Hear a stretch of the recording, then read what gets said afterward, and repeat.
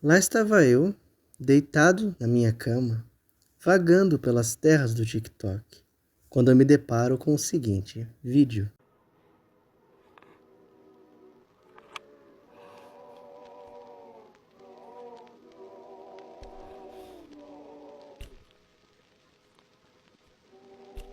Esse vídeo me trouxe uma sensação tão ruim que lavou qualquer sono que eu tinha. Mas não era medo, são pixels na minha tela. Eu sei que não é uma gravação real. O artista por trás desse vídeo é especialista em criar esse tipo de conteúdo. Creio eu que usando uma mistura de efeitos práticos e inteligência artificial, ele é capaz de conjurar criaturas hiperrealistas e extremamente perturbadoras. Mas também não era só perturbação que eu senti. Tinha uma sensação a mais. Há um sentimento estranho, quase liminal, que domina suas criações. Existe um outro artista que também me trouxe essa mesma sensação.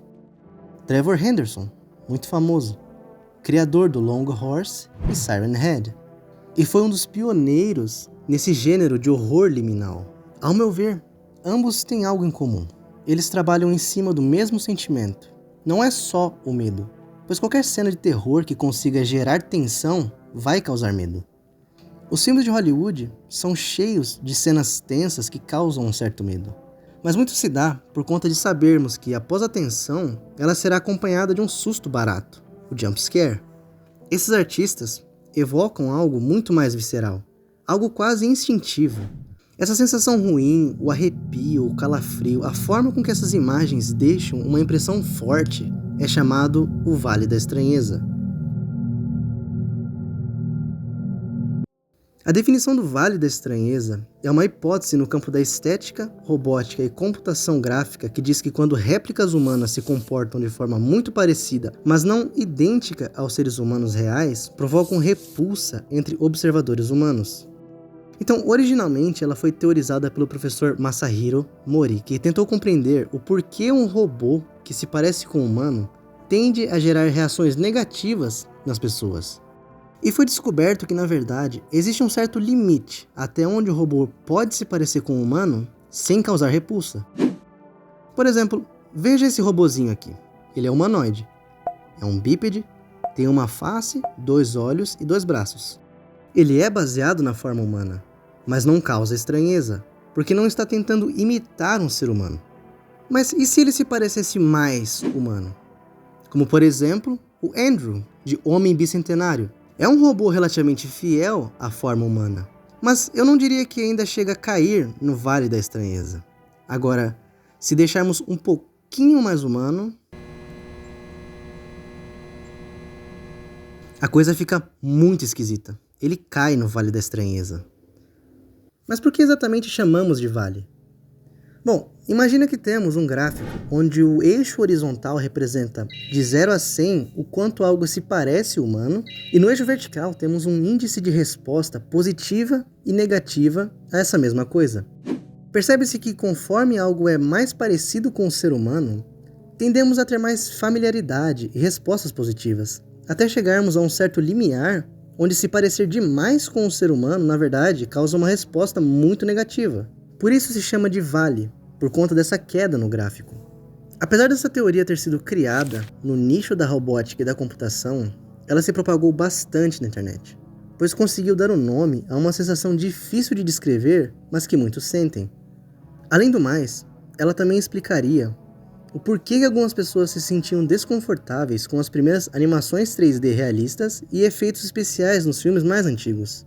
Então a teoria acabou saindo da robótica e foi percebida em outras coisas que não envolvem robôs, se tornando algo mais generalista. Mas afinal, por que sentimos isso? Por que temos essa aversão ao quase humano? Primeiramente eu devo esclarecer que, na verdade, essa teoria é uma hipótese. E existe uma pequena diferença entre essas duas coisas. Uma hipótese é basicamente algo que foi observado, mas que não há estudo suficiente para comprovar definitivamente sua existência. Mas a ideia ainda não foi descartada. Já uma teoria é algo mais sólido. É uma hipótese que já tem algum tipo de comprovação, mas que pode sofrer pequenas alterações conforme mais estudos são feitos. Então, Ainda existe um grande debate científico para definir o Vale da Estranheza e se ele realmente existe. Eu acredito e argumento que esse fenômeno é real, sim. Eu mesmo já tive essa sensação, mas a maior prova que ele existe é a prevalência do horror liminal na internet. E não só do horror, mas eu diria que o liminal em si já é uma face do Vale da Estranheza. Apesar de não necessariamente causar medo, todas essas imagens e vídeos de lugares liminais são nada mais que lugares familiares que têm alguma coisa de errado, mas que não sabemos exatamente o que é. Ou seja, é uma imitação de algo que conhecemos e que nos causa estranhamento. É basicamente a definição do Vale da Estranheza, mas aplicado a ambientes, ao invés de humanoides. Voltando à pergunta original, por que esse fenômeno existe? Assim como muitos outros fenômenos psicológicos, é algo muito difícil de estudar por não ser algo tangível, não se pode medir ou quantificar, então infelizmente não existe uma resposta concreta para a pergunta, mas existem várias ideias.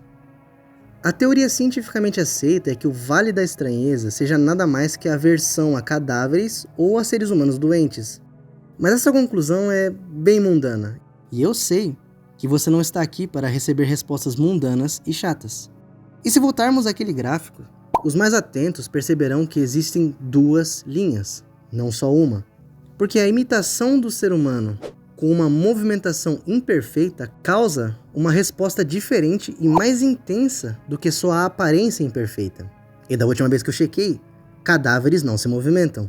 Então por que temos uma reação mais forte ao movimento do que a aparência da coisa? E quanto a evitar pessoas doentes, se essa fosse a resposta correta, então por que não existem registros desse fenômeno há séculos atrás? Se gente doente e deformada causasse essa mesma sensação, por que isso só foi aparecer agora que temos tecnologia o suficiente para recriar um ser humano imperfeito?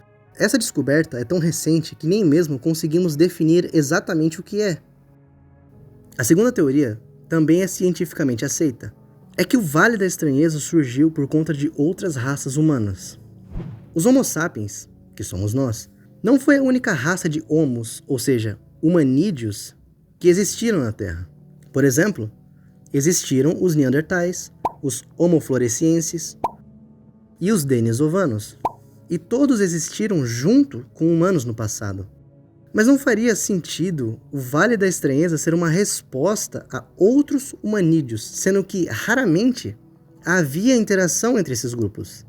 E as interações que os Homo sapiens tiveram com essas outras espécies não eram necessariamente violentas. Na verdade, muitas pessoas hoje em dia carregam o DNA de algumas dessas espécies de humanídeos devido ao cruzamento. Então o ser humano não tinha tanto medo assim dos outros e não precisava ter. O Homo sapiens foi a única espécie do gênero Homo que sobreviveu. O resto foi extinto. A última teoria, para mim, é a mais interessante e, sinceramente, um pouco perturbadora. Na natureza, existem diversos tipos de mímicos.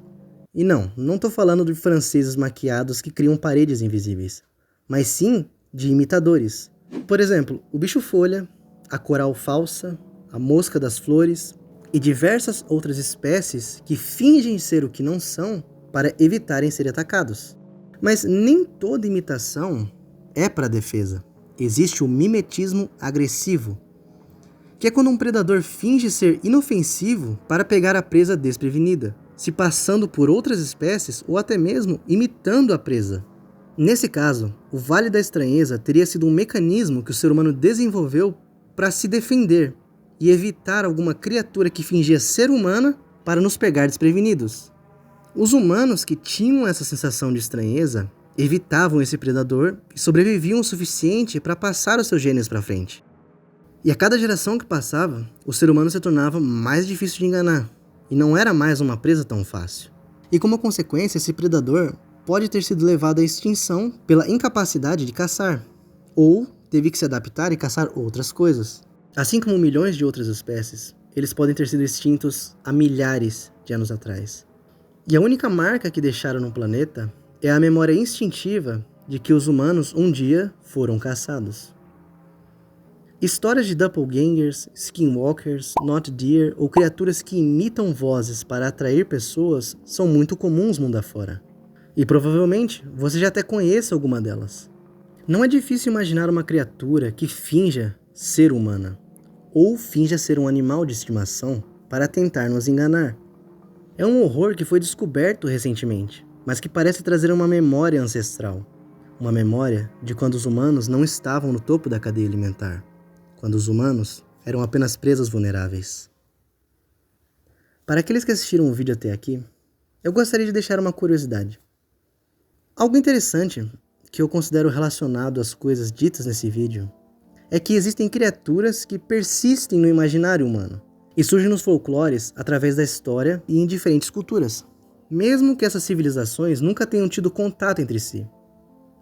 Os dois arquétipos mais interessantes, ao meu ver, são as mulheres de branco, que são descritas como mulheres pálidas, bem pálidas, de cabelo preto, liso e longo. Usam vestidos brancos e não têm olhos ou têm olhos pretos. E o outro arquétipo é o que conhecemos hoje em dia como o The Rake, mas a ideia de um humanoide alto, magro, de pele branca, sem pelos e com garras e unhas não é algo novo. Na verdade, esses dois tipos de criaturas são bem prevalentes na história da humanidade. A explicação do porquê elas aparecem no imaginário cultural de vários países é algo muito debatido, mas sem uma conclusão específica. Gostaria de agradecer a todos que assistiram o vídeo até aqui. Pedir somente uma coisa para você, que comente aqui embaixo algo que te deixa intrigado. Pode ser um mistério, um acontecimento histórico ou até mesmo um relato pessoal. Então é isso, siga curioso e até a próxima.